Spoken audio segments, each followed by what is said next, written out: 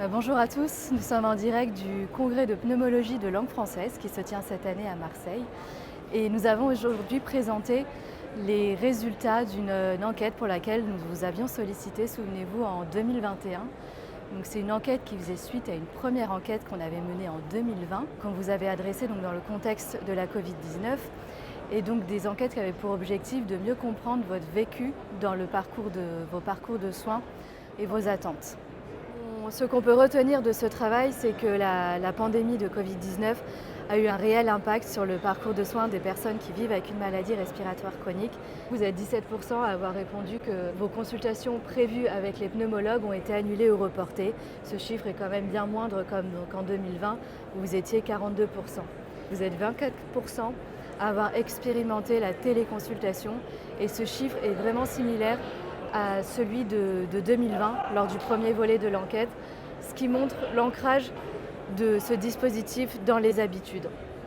63% indiquent avoir limité la pratique de leur activité pendant cette période.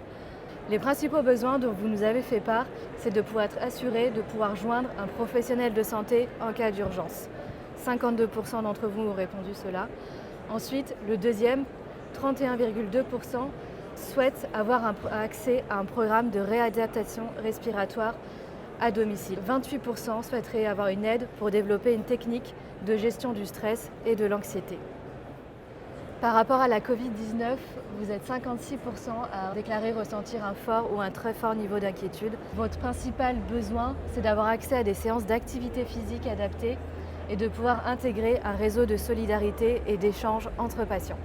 Concernant la réadaptation respiratoire, 70% environ n'en ont pas bénéficié au cours de l'année passée. La pandémie a eu d'importantes répercussions chez les personnes vivant avec une maladie respiratoire. Ce travail le confirme. Merci à tous pour vos contributions. Vous pouvez aller voir l'intégralité de ces résultats sur le site internet du Respilab de l'association.